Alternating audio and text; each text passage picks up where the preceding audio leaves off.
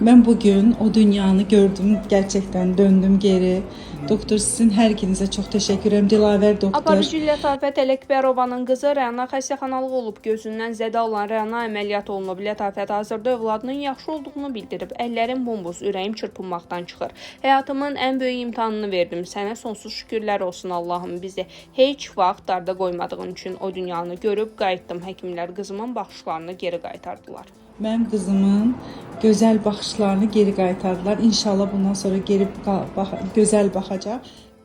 Aparıcı Günay Bəxşəliyeva açıqlaması ilə diqqət çəkib. Aparıcı Zaurla Günaydın proqramı zamanı adını açıqlamadığı müğənninin səsinin olmamasından danışıb. Çox bəyəndiyim müğənni var idi. Canlı efirdə az-az görüşürdük. Bir verilişdə qonağım oldu. Canlı ifasını gördüm. Ondan sonra anladım ki, oxuya bilmir. Amma hazırda Azərbaycan toylarında ən çox çağrılan və məbləğ verilənlərdəndir. Amma hər kəs canlı oxuya bilməz.